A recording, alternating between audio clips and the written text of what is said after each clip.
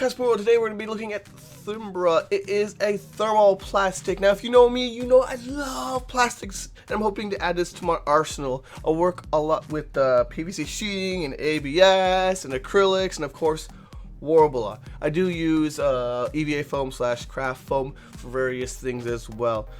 Currently, my standbys are PVC sheeting for a lot of my plate armor and sheet materials, and Worbla for a lot of my trims and accents and all those organic pieces that are kind of a pain in the butt to make with your sheet plastics, and craft foam / EVA foam for more flexible work such as jointing or things that the rigid materials are not as comfortable using. But today, we are talking about Thibra. Now, I'm going to be making a lot of comparisons to Worbla, and this is because Worbla is kind of the market leader right now. It's something that a lot of cosplayers have some familiarity with, so I want to take those experiences and draw upon them to give you some idea of what's going on with Thibra.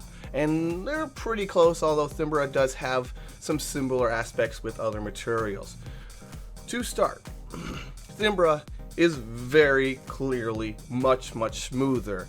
It is of the same smoothness as you would expect from an ABS or a PVC or acrylic sheet. Now, Worbla does have the quote-unquote smooth Worbla, but that texture is quickly lost when you hit it with a heat gun. And so for those people who go and do a coating and finishing and all the extra work to give it a very smooth finish, Thibra may be a good option for you because you don't need to do all of that extra work. It is, however, a bit more rigid. So if you put it in like a scale, it's between 1mm ABS in rigidity and Worbla. So it's a little bit more rigid than Worbla, but not quite as much as a 1mm ABS, as you see me like smooshing it together. Now, as for actually heating and working with it, if you work with Worbla, it's very similar, but it does have a different consistency. Now, if I can compare Worbla with, say, shaping fruit leather, like a fruit snack kind of feel to it, then I would say working with Thibra is like shaping a warm piece of American cheese. It's much slicker and smoother and kind of putty-ish in a way. You're going to want to pull away the heat gun a little bit more because of that. It can be more floppy, but as long as you pull the heat gun farther away, then it won't get to that viscosity, and that problem is alleviated. Just pull back a little bit. It's as simple as that. One of the great attributes of Worbla is that it's sticky, and it sticks to other materials you work with. And I definitely take advantage of this with PVC or other plastics, woods, and craft foam and things like that. So I did a lot of testing with this, and I can definitely say that Thibra is much stickier. In fact, I have heard people say that if they're working with a porous or matte work surface, that it will stick to that work surface. So that is something to worry about. I'm working on a piece of tempered glass, so it peels right off. That's not a problem for me personally, but it is something to think about. And I'm definitely going to take advantage of that in using it as a trim for my own personal work, and I'm excited to see how those cosplays turn out. Now, when it comes to paint jobs, this is where the materials split off. If you're working in a matte texture and you're using acrylic paints, Worbla is the definite choice here. The texture of Worbla bonds much better to acrylic paint. If you're looking for a metallic or a chrome-like finish and you're using spray paints, Thibra does bond extremely well, and you can take advantage of that nice smooth finish. Additionally, if you're in the EU and maybe someday in North America, I don't know where you're going to see this, Thibra does have a set of metallics as a line. Next, let's talk about detail. What I'm simply going to do is heat up the material and tap in the pattern. Now, initially, it looks like Thibra picks up the pattern much more clearly, but I think this is more because Thibra photographs a little bit more cleanly, and that texture is a little bit hard to pick up on the matte surface of the Worbla.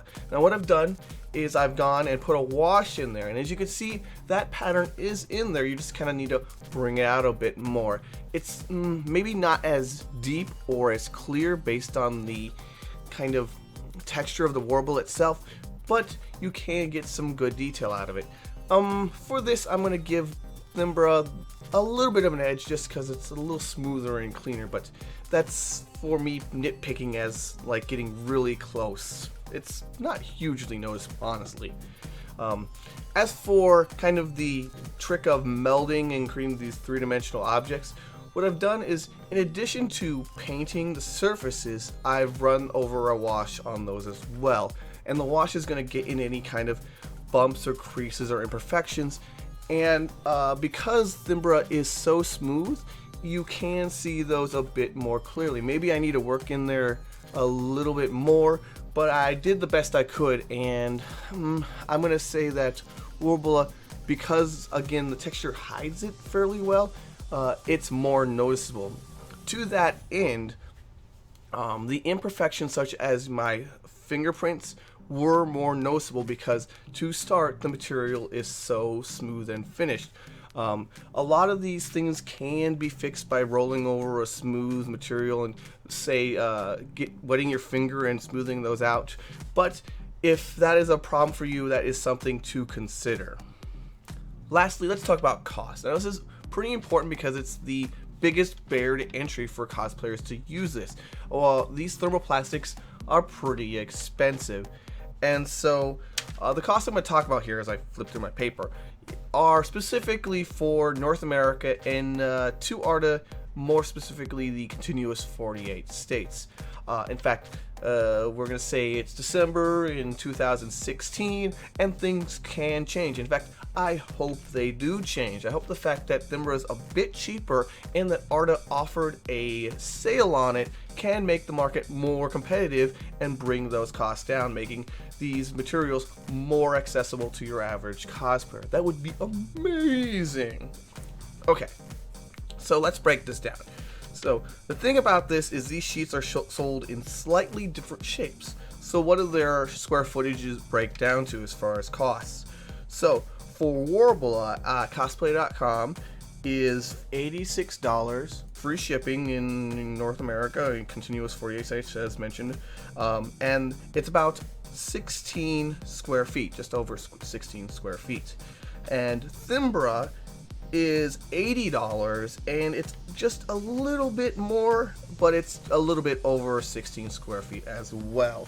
And the total price breaks down to per square foot, Worbla being $5.12 a square foot, and Thimbra being $4.95 a square foot. So it's a little bit cheaper by the raw. It's a little bit cheaper.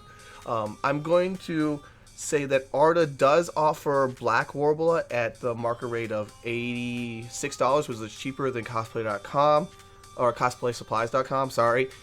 Whereas cosplaysupplies.com offers sales if you order bulk amounts of these materials. So there are some things that each site has advantage in.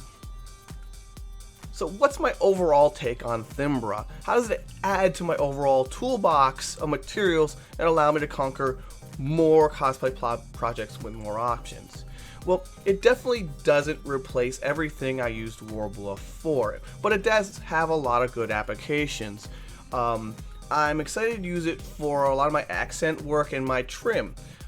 It has a really nice smooth finish, and so it emulates metal pretty well. And as I tend to do a lot of metal emulation or fake metal work, that is a pretty good prospect for me, and I definitely like to have the option of having that smooth finish. Additionally, it has a stronger bond than Worbla, so it's kind of a plus in my book as far as bonding to these more rigid materials such as MDF or PVC or ABS or some of these other plastics I use as well. Where you may be working with, say, craft foam, that's much more flexible than Thimbra, so I don't think it's as useful, and I would default back to Worbla in those cases for the added flexibility. Additionally, I think Worbla takes con damage a bit better than Thimbra. It has, again, that flexibility to it, whereas other materials might bend or crease or crack in some cases. Worbla will simply bend and go back to shape. In the worst case scenario, you hit it with a little bit of heat and it's very easily fixed.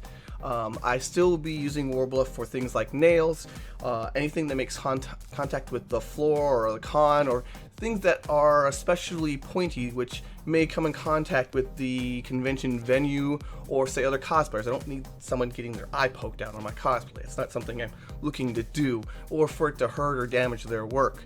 I am excited that Thibra is a little bit cheaper and that sales are an option. So I'm definitely looking out for sales on our site. I hope you guys enjoyed. I hope it was useful. Good times to all. Hurrah! Listen, I got cosplay tutorials, con coverage, and general cosplay fun. Why don't you stick around a bit?